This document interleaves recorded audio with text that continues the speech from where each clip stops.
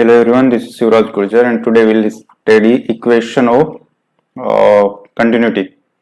This is nothing but mass conservation concept. Okay, conservation of mass. This concept is important. इससे regularly question आते हैं in fact, and it is easy as well. Okay, so first of all let me define something known as flux. किसी भी fluid flow का जो है fluid flow का जो फ्लक्स है, फ्लूइड फ्लो और जो फ्लक्स है वो कैसे डिफाइन होता है? फ्लक्स ऑफ फ्लूइड फ्लो, ठीक है, that is defined as basically let us say कि ये this is the fluid which is being flown, ठीक है। तो इसमें मान लो हम कोई एलिमेंट लेते हैं इस टाइप से, ये वॉल्यूम V है, मान लो इसका सरफेस एरिया S है।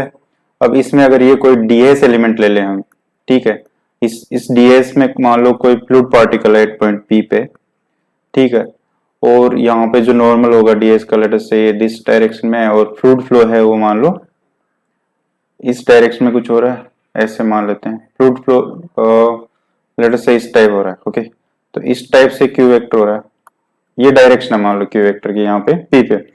तो देखो इस नॉर्मल की डायरेक्शन में अगर इस वेलोसिटी का कंपोनेंट देखें, मीन्स हमारे पास ऐसा है कि ये वेलोसिटी है, ये नॉर्मल वेक्टर है और हमें इस डायरेक्शन में वेलोसिटी कंपोनेंट चाहिए। तो ये क्या आता है, कोई भी अगर वेक्टर है, this some vector and this is some B vector, तो इसका जो प्रोजेक्शन बी पे होता है वो क्या होता है, A vector dot B cap. Projection of vector A on vector B is nothing but A vector dot B cap. तो यहाँ पे क्या हो जाएगा, component of q vector along normal of elemental area ds I in direction of n cap is nothing but q vector dot n cap। Okay, ये हो गया इस वेलोसिटी का इसमें कंपोनेंट। तो यहाँ पे इस डायरेक्शन में जो वेलोसिटी होगी वो क्या होगी, q vector dot n cap, ठीक है, इनटू डेंसिटी इनटू एरिया, इसको बोलते हैं flux. This is the flux over this total surface area S। So this is defined as flux of fluid flow. Okay, देखा जाए तो ये क्या है, this is nothing but rate of mass generation. Okay, basically ये जो element है, या इसको बोल सकते हो कि this is nothing but dm over dt, ये है फॉर दिस पर्टिकुलर v, ठीक है। तो इसका यूज होना है कंटिन्यूटी इक्वेशन में। अच्छा, ये तो कंजर्वेशन ऑफ मास का कॉन्सेप्ट है कि we can neither create a mass or destroy it. Okay, अगर हम मास क्रिएट कर रहे हैं तो उतना ही, अगर कुछ मास क्रिएट हो रहा है इसका मतलब उतना ही, मान लो इसमें कोई मास इनटेक हो रहा है तो उतना ही बाहर भी जाएगा, ठीक है। तो देखो इसमें क्या है, हमने ये v वॉल्यूम ले लिया, इसका की टोटल सरफेस S है, यहाँ पे हमने एक ds एलिमेंट ले लिया, एलिमेंटल सरफेस लिया, इसका मान लो नॉर्मल वेक्टर है वो ऐसा कुछ है, या इसका जो नॉर्मल वेक्टर है वो ऐसा है, ठीक है, दिस इज नॉर्मल वेक्टर। और मान लो ये फ्लूइड फ्लो हो रहा है ऐसे क्यू वेक्टर डायरेक्शन में, तो इसमें जो है रेट ऑफ, या we can say flow of mass into v, ये क्या आएगा, हमने देखा दैट इज नथिंग फ्लक्स, वो क्या है, रो, मींस रो इज, मान लो ये पॉइंट P है, rho is density of fluid at P, ठीक है। अच्छा, ये क्या है, हम आइलेरियन मेथड यूज कर रहे हैं। इसमें आइलेरियन मेथड में हम क्या करते हैं कि एक पॉइंट फिक्स करते हैं और फिर वहां पर फ्लूइड की जो स्टेट है उसकी स्टडी होती है। तो ऑब्वियसली यहाँ पे जो रो है, rho is a function of x, y, z and t। वैसे x, y, z तो कांस्टेंट हमने लिया है, तो देखा जाए तो rho will be a function of t here, ठीक है। अब देखो, मतलब ये जो फ्लूइड है this is not incompressible, means यहाँ जो फ्लूइड है इस डेट में भी कंप्रेसिबल, मीन्स जो रो है वो x Y Z and t पे डिपेंड कर रहा है, ठीक है। तो देखो ये क्या आएगा, rho into velocity in the direction of normal, वो हमने अभी डिस्कस किया, क्यू वेक्टर डॉट एन के। पर देखो हमें इसके अंदर जो मास जनरेशन हो वो है, तो क्योंकि क्यू वेक्टर हमने ये नॉर्मल आउटवर्ड डायरेक्शन में है, तो क्या होगा इसका, अगर इनसाइड हम करेंगे इसका तो क्या आएगा माइनस, ठीक है, क्योंकि हम रिवर्स डायरेक्शन में, बेसिकली ये है rho Q vector dot n के एफ इंटू डीएस करेंगे, this is the mass outflow हो जाएगा, ठीक है, हमें इनफ्लो देखना है, that's why minus into d s, इसका ओवरऑल दिस फुल सरफेस पे अगर हम इंटीग्रेशन करेंगे then will get the flow mass into this particular volume, ठीक है। अच्छा फर्दर इसका जो टोटल मास क्या होगा, रो इंटू डीवी, यहाँ पे मास अगर इसको थ्रू आउट वी से हम इंटीग्रेट कर दें then this is total mass trapped inside volume V, ये तो सिंपल है, ठीक है। तो मास जनरेशन क्या होगा इसमें, अच्छा ये जो है ये इनफ्लो हो रहा है, तो इतना ही मास जनरेशन हो रहा होगा, मास जनरेशन क्या होगा, rate of generating of mass is nothing but d m over d t, तो ये क्या हो जाएगा, ये तो हमारे पास क्या है, ये मास ही है, सो रो डीवी ओवर वी, इसका विद रिस्पेक्ट टू टाइम हम डिफरेंशिएट करेंगे। अच्छा देखो इसमें ये टोटल डेरिवेटिव आएगा एक पार्शियल, ये देखो क्योंकि आयलर मेथड है, मींस एक्स वाई जेड तो फिक्स है यहाँ पे, so this will be del partial derivative with respect to time, क्योंकि एक्स वाई जेड तो फिक्स है, तो विद रिस्पेक्ट टू उनके तो डिफरेंशिएट करने का कोई मतलब नहीं, ठीक है। अब देखो जो हमने वॉल्यूम वी लिया, इसमें जितना भी मास जनरेट हो रहा है वो सिर्फ इनफ्लो से ही आ रहा है, मींस इसमें जो भी मास जनरेट हो रहा होगा वो इनफ्लो से ही आ रहा होगा, क्योंकि हम एज्यूम कर रहे हैं कि यहाँ ना तो कोई सोर्स है ना ही कोई सिंक है, ये हम बाद में पढ़ेंगे, ठीक है। तो भी इन हो रहा है मींस जो mass that has to be equal to mass generation, तो मास जनरेशन हमारे पास आ गया del over del T rho DV integration along V, this has to be equal to minus जो हमने इनफ्लो निकाला है that is minus integration along S, अच्छा ये ट्रिपल इंटीग्रेशन होगा वॉल्यूम के विद रिस्पेक्ट टू वॉल्यूम है, यह है rho Q vector dot N cap DS, okay. I hope यहाँ तक समझ में आता है। अब देखो अब इसमें एक थ्योरम यूज होगी, we know that Gauss divergence theorem, ये वेक्टर एडिशन पढ़ेंगे, गाउस डाइवर्जेंस थ्योरम, ये क्या बोलती है कि अगर कोई force dot f vector dot N cap ds, इसका अगर सरफेस इंटीग्रल अलोंग एस लिया जाए तो that is equals to divergence of f dv along the volume v, means ये कोई सरफेस है, मान लो ये सरफेस है, इसके अंदर वॉल्यूम वी इनक्लोज्ड है, तो सरफेस इंटीग्रल को वॉल्यूम इंटीग्रल में कन्वर्ट किया जा सकता है by the help of Gauss divergence theorem. अब देखो इन दोनों को अगर कंपेयर किया जाए इसको, तो यहाँ पे देखो एफ वेक्टर की जगह क्या है इसमें माइनस रो क्यू वेक्टर है, तो इसको हम ऐसे लिख सकते हैं s minus rho Q vector dot N cap ds, क्या है एन कैप डीएस, अच्छा ऐसे लिख देते हैं एन कैप इंटू डीएस, ठीक है। अब देखो अब ये equals to by Gauss divergence theorem क्या कर सकते हैं, इसको वॉल्यूम इंटीग्रल में ले जा सकते हैं, so divergence of f vector की जगह क्या है minus rho Q vector dv, okay. आइए समझ में आता है, सिंपल एप्लीकेशन है गाउस डाइवर्जेंस थ्योरम का।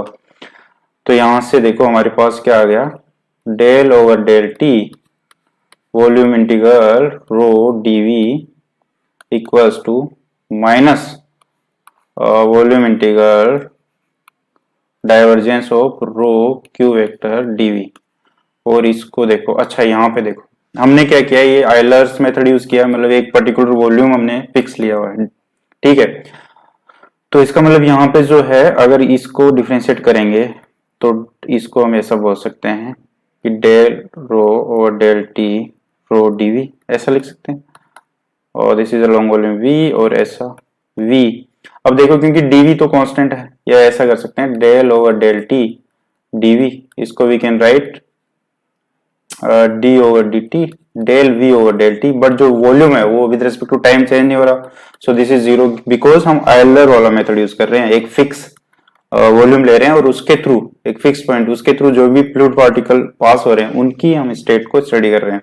ठीक है, तो बस इसमें क्या हो गया, इसका मतलब ये जो है ये हो जाएगा सिंपल डीवी और अच्छा वेयर इज दिस, हाँ दिस इज डेल रो और डेल टी इंटू डीवी। ठीक है, क्योंकि ये बाई पार्ट मीन्स देख सकते हैं हम भाई u इंटू वी, इसका डिफरेंशिएशन करेंगे तो क्या आएगा, u dv over dt plus v du over dt, ये होगा। ठीक है, अब इसमें क्या है, देखो u की जगह रो है और v की जगह dv है, पर dv कांस्टेंट है इसलिए ये जो पार्ट है ये तो जीरो हो जाएगा, तो इसमें आएगा डी डेल रो और डेल टी इंटू डीवी। ठीक है, सिंपल डिफरेंशिएशन का कॉन्सेप्ट है। ठीक है, अब हमारे पास क्या आ गया, what we have triple volume integral del rho del T dv. ठीक है, equals to integration volume integral del minus rho Q vector dv. और इसको अगर थोड़ा और सिंप्लीफाई किया जाए तो इसको ऐसा लिख सकते हैं, volume v del rho del t, ये माइनस इधर आके प्लस हो जाएगा, डेल या divergence rho Q vector dv, this has to be zero. ठीक है, अच्छा देखो ये जो इक्वेशन है ये वैलिड है, this is valid for every v, और हमने ये है जो फ्लूइड फ्लो है इसमें एक रैंडम v लिया था उसके लिए ये वैलिड है।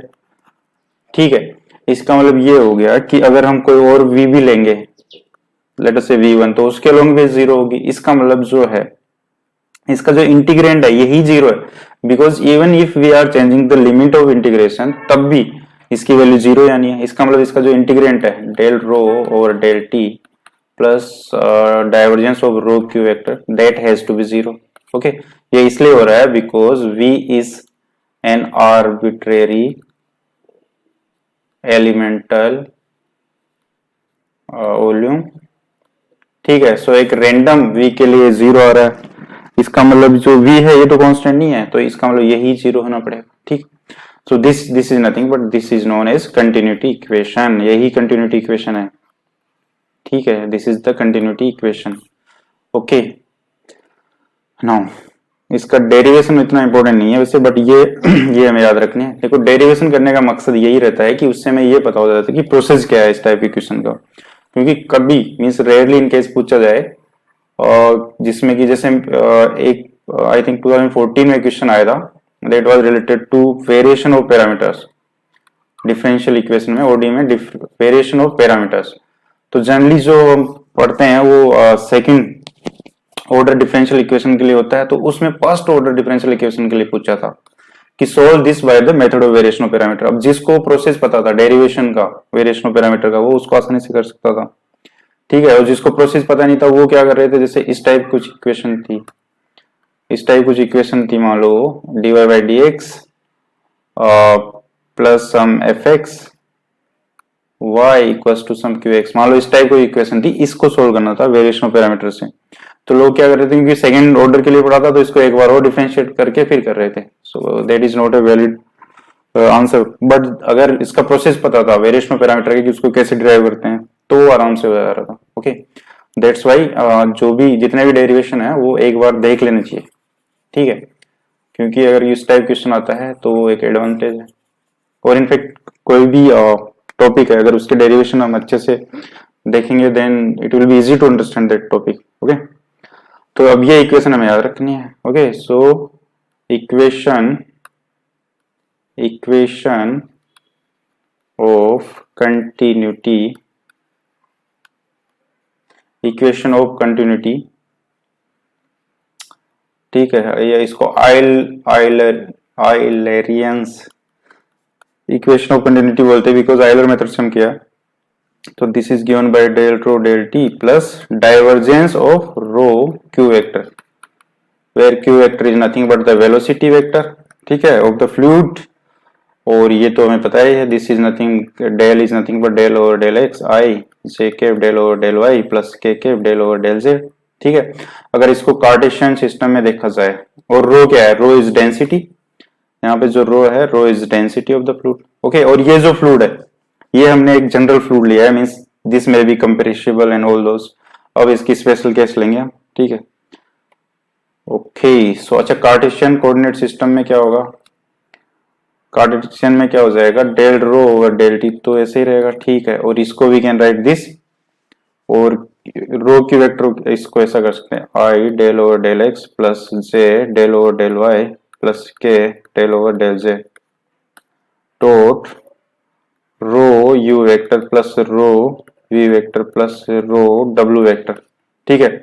This has to be zero, और इसको we can write del rho over del T plus, अब देखो इसको we can write del over del X rho U, इसका इसका डॉट, ठीक है। अच्छा, this is i cap j cap and k cap, यहाँ वेक्टर नहीं है, ठीक है। और ये क्या हो जाएगा, plus del over del y rho u, sorry rho we plus del over del Z rho डब्ल्यू, ठीक है। This has to be zero. Simple dot product किया है इसमें देखो, ये जो है ग्रेडियंट डॉट रो की वेक्टर, ठीक है, ये will not be equals to this, क्योंकि ये जो है ये तो एक means this will be an expression, पर ये जो है तो एक ऑपरेटर है, ठीक है। सो दे आर नॉट इक्वल, ये ध्यान रखनी है, ठीक है। तो सिंपल है यार। Okay so this is the Cartesian form, this is the Cartesian form, ठीक है। तो ये भी मीन्स बेसिकली ये याद रख लो, तो ये सब डिराइव की जा सकते हैं, ठीक है। अच्छा, अब इसके स्पेशल केस ले लेते हैं। ओके, ये question, this question has been asked in 2017 CSC 50 marks के लिए, ठीक है। सो बहुत आसान है ये, अभी विल सी। उससे पहले एक स्पेशल केस ले लेते हैं इसका, जो हमारे पास कंटिन्यूटी इक्वेशन आई। कंटिन्यूटी इक्वेशन ये क्या है, डेल रो और del T plus divergence of rho Q vector equals to zero, ये है हमारे पास, ठीक है। अब केस ले लेते हैं, case one, if fluid is incompressible, compressible, ठीक है। तब क्या होगा, अगर फ्लूइड इनकम्पेरेसिबल है, इसका मतलब क्या है, रो जो है वो कांस्टेंट है, means rho is independent of x Y Z and t, किसी पे भी डिपेंड नहीं करता। इसका मतलब क्या होगा कि ये पार्ट भी जीरो हो जाएगा, और रो कांस्टेंट है तो रो बाहर आ जाएगा, dot q equals to zero, तो ये क्या होगा, डाइवर्जेंस ऑफ क्यू जो है वो जीरो होगी, ठीक है। तो ये अपने पास इनफैक्ट 80% और इनफैक्ट 90% क्वेश्चंस में यही यूज होगा, ठीक है। So for incompressible fluid continuity equation क्या है, for incompressible fluid equation of continuity is given by divergence of Q equals to zero. और अगर इसको कार्टेशियन कोऑर्डिनेट में करें तो ये क्या हो जाएगा, क्यू वेक्टर इज नथिंग, ये क्या, I del over del x plus J del over del Y plus K del over del Z, ठीक है, dot U I plus V J plus W K, तो ये क्या हो जाएगा, del over del X del you del x plus del we del Y plus del W del Z, that has to be zero. तो ये याद रखनी है, दिस और दिस एक ही बात है, ये वेक्टर फॉर्म में, कार्टेशियन फॉर्म में, ठीक है। तो हम जनरली हमें यही क्वेश्चन पूछा जाएगा, हमारा फ्लूइड इनकम्पेरेसिबल होगा, in case fluid is incompressible then जो कंटिन्यूटी इक्वेशन है वो simply divergence of Q vector zero और del you del x plus del you del Y और del W del Z is zero, ठीक है। और इसके लिए इसका क्या मतलब हुआ कि इफ डेल या divergence of q zero then q vector is known as solenoidal, okay, solenoidal vector, ये टर्म है बस, इसके लिए यूज होता है। और अगर del cross q equals to zero है, this is divergence of q, this is curl of q, then fluid is irrotational, okay, so कोई भी वेक्टर इरोटेशनल कब होगा, जब उसका कर्ल जीरो होगा, और सोलेनोइडल कब होगा, व्हेन उसका डाइवर्जेंस जीरो होगा। ठीक है, नाउ अच्छा, अगर ये कोई भी फ्लूइड इरोटेशनल है तो क्या होता है, ये हमने देखा था कि डेल क्रॉस क्यू जीरो होता है, then q vector can be represented as minus del phi, means q vector ये जो उस फ्लूइड के लिए वेलोसिटी पोटेंशियल एग्जिस्ट होता है, ये तो हमने डिस्कस किया था। ठीक है, अब देखो, अच्छा इसमें एक केस और रह गया, एक केस क्या है, if the flow is in steady state, if steady state flow, steady state का क्या मतलब है कि जो रो है, डेंसिटी है, density will depend only on x, y and z, i rho is independent of t। ठीक है, सो अब देखो हमारी इक्वेशन ऑफ कंटिन्यूटी क्या है, जनरल जो है वो है del rho over del T plus divergence of rho Q vector equals to zero, because flow is in steady state, तो ये पार्ट तो जीरो हो गया बिकॉज रो में टी का कोई टर्म नहीं है, so zero plus divergence of rho Q vector equals to zero. अब यहाँ पे देखो rho is not constant with respect to X Y and Z, that's why इसको हम बाहर नहीं ले सकते, so there is a difference in incompressible fluid flow, तो क्या है, रो कांस्टेंट हो जाता है with respect to all variables X Y Z and T, that's why divergence of q zero हो जाती है, पर इसमें डाइवर्जेंस ऑफ क्यू जीरो नहीं होगी। In when the flow is in steady state then divergence of rho Q vector zero होगी, और इसको अगर कार्टेशियन में बोले तो क्या आएगा, ये del over del X rho U plus del over del Y, इसका वाई कंपोनेंट क्या होगा, rho we plus del over del Z rho W equals to zero. ठीक है, ये हो गया, this is the equation of continuity in case of steady state flow. ठीक है, अब देखो इसी से हम डिराइव कर सकते हैं, अगर इनकम्पेरेसिबल है तो रो कांस्टेंट हो जाएगा एक्स वाई जेड, तो यहाँ से रो बाहर लेके जीरो हो जाएगा, तो वो फिर divergence of Q vector zero हो जाएगी। ओके, सो आई होप समझ में आता है। सो बस यही है, तो हमारे पास ज्यादातर ये इनकम्प्रेसिबल फ्लूइड दिया होगा, स्टेडी स्टेट होगा। ठीक है, जो दो स्पेशल केस है वो हमारे इसमें यूज होंगे। Okay, so let us do this question now. Okay,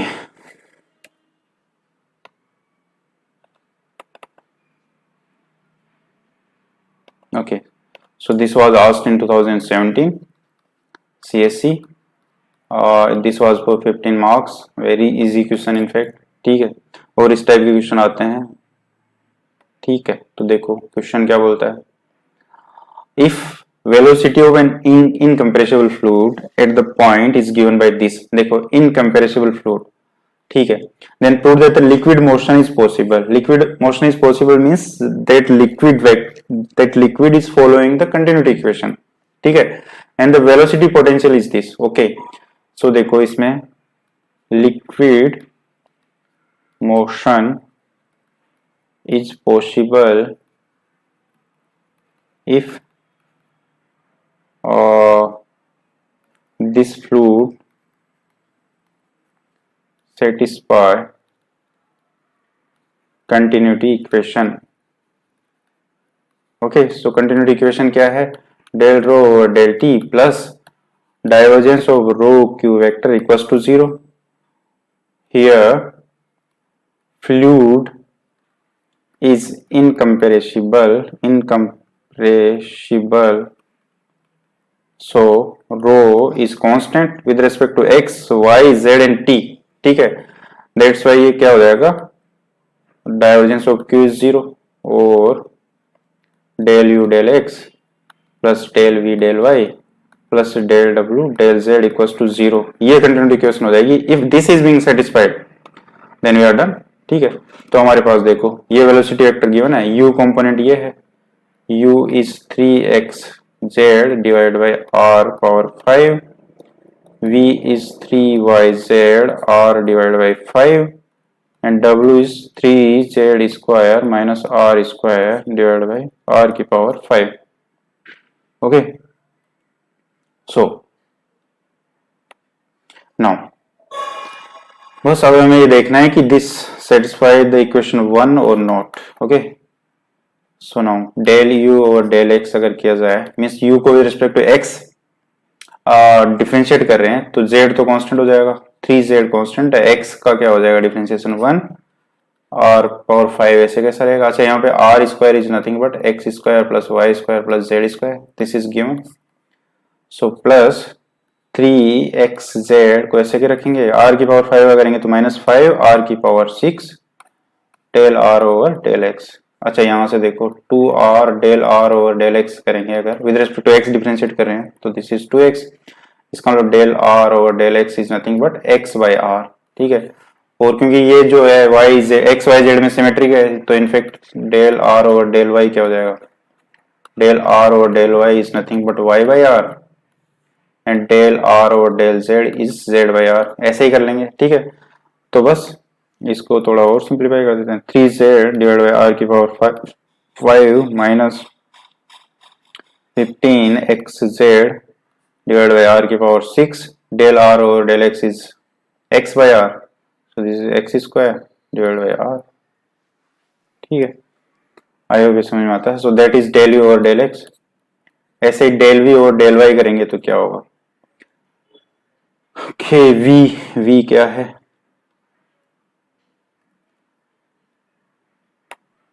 v is 3yz divide by r की पावर 5, 3yz और विद रिस्पेक्ट टू y कर रहे हैं, बेसिकली इसमें x की जगह y हो गया, तो by symmetry we can say कि 3z बाई r की पावर 5 माइनस 15 x की जगह y हो जाएगा, y square by z divide by r की पावर 7। ऐसे डेल w और डेल z करेंगे तो क्या आएगा, इसमें देखो first 3z square by r5, तो क्या आएगा z with respect to z कर रहे हैं तो 6z divide by r5, 3z square वैसे कैसे छोड़ देंगे, -5 डिवाइड बाई r की पावर 6 इंटू डेल r और del z that is z by r, ठीक है। ये तो फर्स्ट पार्ट का हो गया, माइनस सेकंड पार्ट क्या हो जाएगा, that is 1 by r cube, so 1 by r cube means -3 r की पावर 4 डेल r और del z that is z by r, okay. So simple differentiation किया जा रहा है, ठीक है। सो आई होप यहां तक कोई इश्यू नहीं होना चाहिए, ठीक है। तो इसको थोड़ा और सिंप्लीफाई कर दिया जाए, 6z डिवाइड बाई r की power 5 minus 15z cube divide by r की power 7 plus 3z divide by r की power 5, right.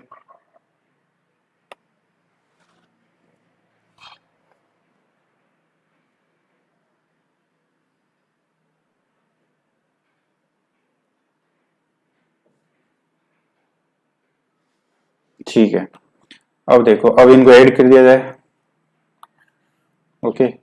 So add all these equations, तो क्या आएगा, del you del x plus del we del Y plus del W del z equals to, अगर इनको add किया जाए तो क्या होगा, देखो 3z r5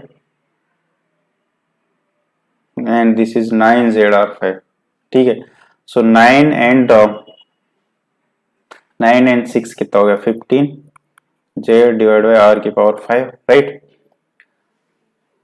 3 3 6 and 6 12 plus 3 15 z, ठीक है, माइनस देखो इसमें r की पावर 7 तो सब में कॉमन आ गया, ठीक है, this part is common, right, this part is common.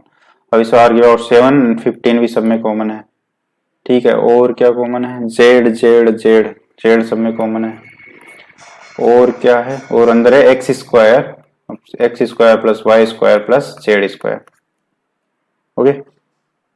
तो सिंपली ऐड कर रहे हैं, so it's basic mathematics now, ठीक है। अब देखो ये x square plus y square plus z square nothing but r square, तो इसका क्या है 15z डिवाइड बाई आर की power 5 minus 15z divide by r की power 7 into r square, so r की पावर 5 सो 0 हो गया, और वही हमें चाहिए था। इसका मतलब क्या आएगा कि del you del x plus del we del Y plus del W del Z is 0, okay. As equation of continuity holds hence the motion is possible. Okay, so first part is done. यही पूछा था मैं कि liquid motion possible है या नहीं, because the equation of continuity holds for this incompressible fluid, so that is possible. Simple. ठीक है, अब इसमें देखो, and that the velocity potential पूछा है अभी. velocity potential क्या होगा? अच्छा देखो, इसका क्या मतलब हो गया? velocity potential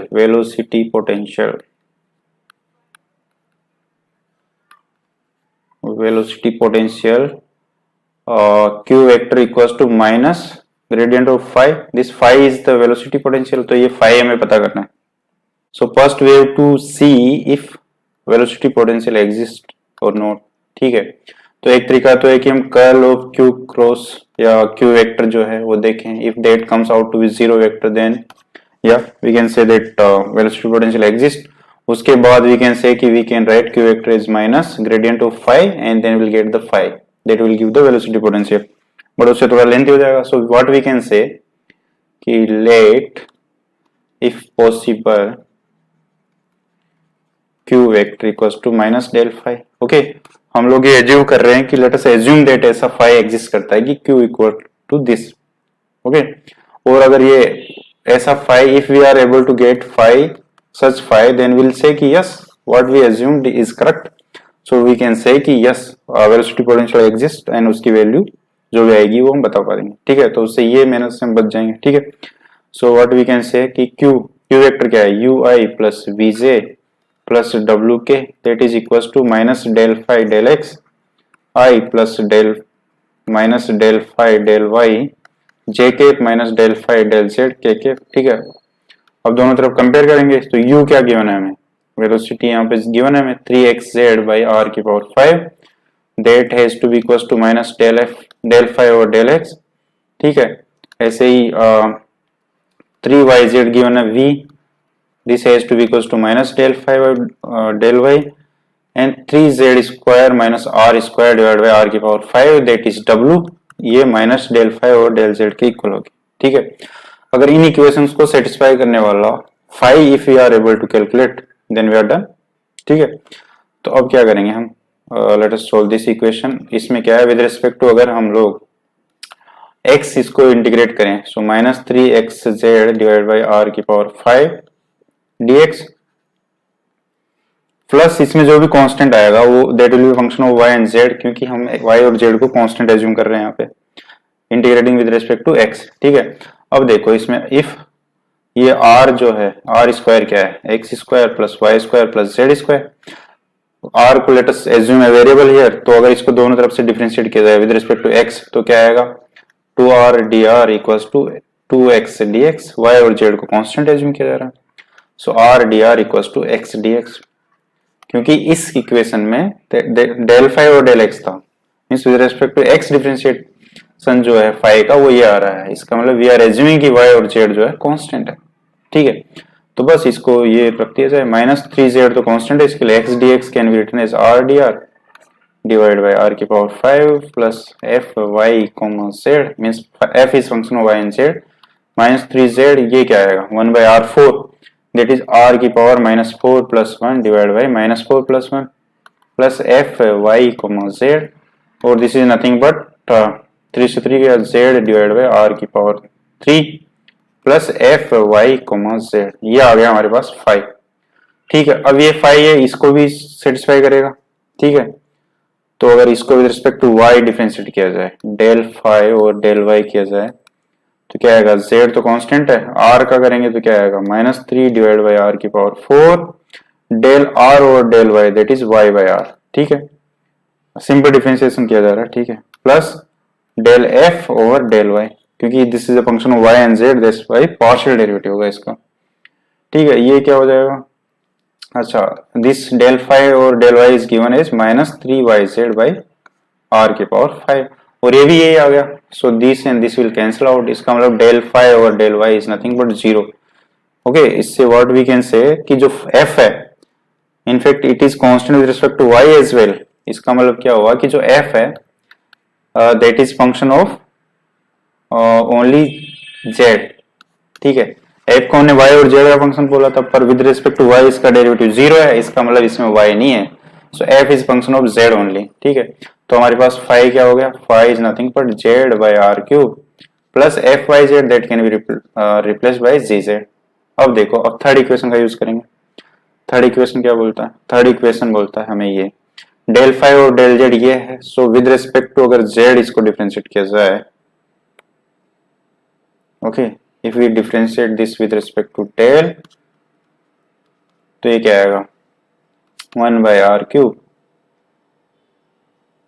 ठीक है, और minus 3z r 4 del r और डेल जेड क्या है, z by r plus dg over d, ये किसके इक्वल है,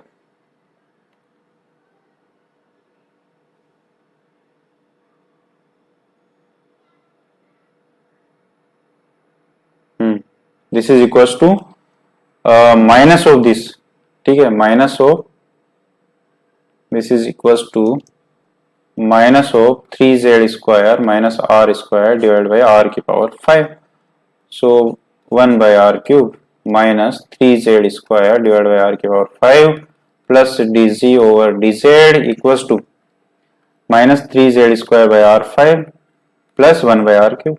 ठीक है, इससे ये कैंसिल हो गया, इससे ये हो गया, इसका मतलब dz और dz इज आल्सो जीरो, इसका मतलब z is constant, okay, z is independent of x y and z all, so phi क्या हो गया हमारे पास, z divide by r cube plus gz that some constant.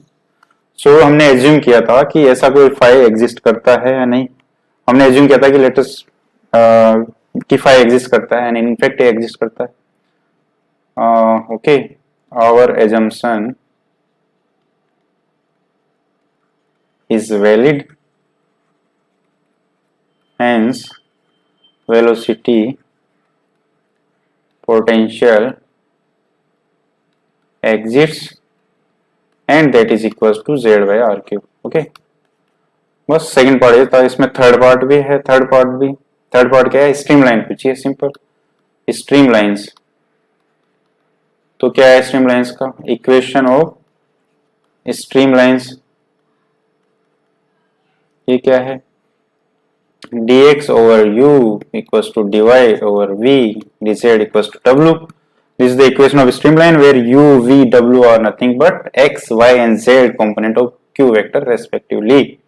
बस वैल्यू पुट कर दी जाए, dx डिवाइड बाई u क्या है 3xz डिवाइड बाई r की power 5, dy divide by 3yz divide by r की power 5, dz divide by 3z square minus r square divide by r की power 5, और इसमें r की पावर 5 तो through out cancel हो रहा है, so dx divide by 3xz dy divide by 3yz equals to dz divide by 3z square minus r square.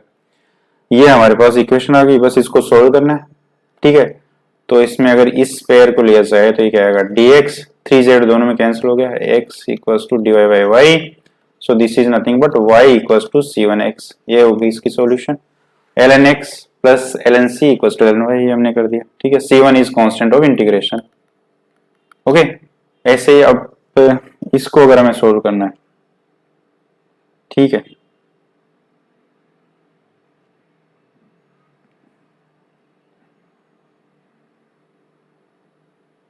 Okay, सो इसमें multiplier का यूज कर सकते हैं, मल्टीप्लायर। ओके, ये सब पीडी में पढ़ेंगे। सो मल्टीप्लायर मीन्स इसको अगर इसको x से मल्टीप्लाई किया जाए ऊपर नीचे, इसको y से और इसको z से, तो क्या हो जाएगा, x dx divide by 3x square z equals to y dy divide by 3y square z, और इसको z से मल्टीप्लाई किया जाए न्यूमरेटर एंड डिनोमिनेटर, तो z dz divide by 3z cube minus r square z। Okay, ये multiplier method है। ठीक है, पीडी का कॉन्सेप्ट है। अब देखो, अब क्या कर सकते हैं, अगर इसको थ्रू आउट एड कर दिया जाए तो क्या आएगा, x dx plus y dy plus z dz।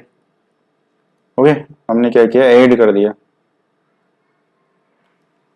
Okay, so that divide by, इसमें देखो z कॉमन आ रहा है सब में, 3z अगर कॉमन लेंगे तो अंदर क्या आएगा, x square plus y square plus z square that is r square minus r square z that is, अच्छा देखो इसको we can write d x square plus y square plus z square by 2। देखो ये इसको अगर differentiate करेंगे तो ये क्या आएगा, 2x dx by 2 that is x dx plus y dy plus z dz divide by 3z r square minus z r square that is 2z r square, और we can say that this is x r square by 2, this is r square divide by 2z r square. इसमें से ये past ले लेते हैं इसके साथ, 3x square z। अब देखो इसमें dx बाई 3 एक x कैंसिल हो गया, एक z यहां से कैंसिल हो जाएगा, सो t r square by 4 r square, right, because ये z इस z से कैंसिल हो गया, यहां से एक x गया 2। ओके अब देखो, अब इसको यहाँ r स्क्वायर को अगर t बोल दिया जाए तो this is nothing but dt divide by 4t। अब दोनों तरफ इंटीग्रेट किया जा सकता है इसको, या इसको ऐसा कर सकते हैं 4 dx by x equals to 3 dt by t, ठीक है। अब इसको अगर इंटीग्रेट किया जाए so this is 4 times ln x equals to 3 times ln t plus ln c2, ठीक है। t की वैल्यू पुट कर दो, सिंपल कॉन्सेप्ट से बस प्रोसेस फॉलो करना है, ठीक है। So this is ln x की पावर 4 ln t की power 3 c2, so this is x की power 4 equals to t cube c2, और t के r square, so this is r की पावर 6 c2, ठीक है। और इसकी वैल्यू पुट कर देते हैं x4 equals to x square plus y square plus z square की पावर 3, r स्क्वायर की वैल्यू पुट कर दी into c2, this is equation 2। Equation 1 क्या थी, y equals to c1x, okay. So these equations, equation 1 and 2 collectively represents family of streamlines, और streamlines simply बोल सकते हैं, streamlines itself is a family of curve, ठीक है। शायद समझ में आता है। सो इसको यहीं पे छोड़ा जा सकता है, या इसको ऐसे भी लिख सकते हैं कि इसको अगर ऐसे भी लिखा जा सकता है x square plus y square plus z square की पावर 3 डिवाइड बाई एक्स की power 4 is a function of y by x, ऐसे भी लिख सकते हैं, ठीक है, इन दोनों को कंबाइन करके। So these are the streamlines which are the obviously curves, family of curves, ठीक है। सो समझ में आया, तो this was a easy question, right.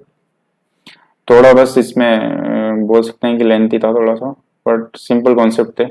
15 marks का है 2017 में, ठीक है। आई होप समझ में आता है, ठीक। अच्छा, इसमें एमडीआर का जो सेक्शन 2.16 है एंड एक्सरसाइज 2C है, ये आप देख सकते हो। इसमें कुछ पोर्शन अभी कवर नहीं हुआ है इनफेक्ट, और जैसे स्फेरिकल कोऑर्डिनेट सिस्टम में, सिलेंड्रिकल कोऑर्डिनेट सिस्टम में, इक्वेशन ऑफ कंटिन्यूटी, वो सब मैंने अभी डिस्कस नहीं किए, तो उन क्वेश्चन को आप छोड़ सकते हो। बट जो इस टाइप से क्वेश्चन है जो हमने कार्टेशियन कोऑर्डिनेट सिस्टम के किए, तो उस टाइप के question section 2.16 and exercise 2C के किए जा सकते हैं, okay. So that's it, take care, bye bye.